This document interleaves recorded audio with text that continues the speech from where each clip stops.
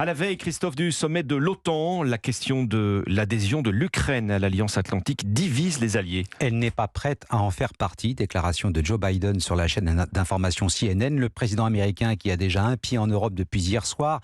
Il est arrivé à Londres pour une visite éclair et 2 entretiens avec le Premier ministre Rishi Sunak, puis le roi Charles III.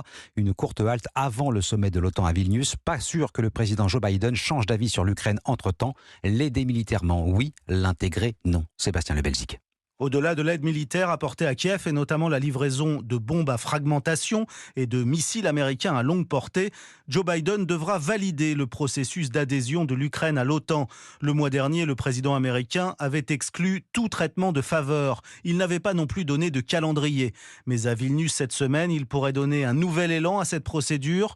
Une vingtaine de pays de l'OTAN, dont la France, sont déjà prêts à voter en faveur d'une adhésion de l'Ukraine, sous réserve cependant que la Maison-Blanche donne son imprimature. Une voix qui pèse, puisque les États-Unis financent les 2/3 du budget de l'Alliance. Mais dans l'entourage de Joe Biden, certains plaident pour un feu vert seulement l'année prochaine, lors d'un autre sommet de l'OTAN qui aura lieu en juillet à Washington. On sera alors à 4 mois de la présidentielle américaine, à laquelle Joe Biden est candidat. Explication Sébastien Le Belzic.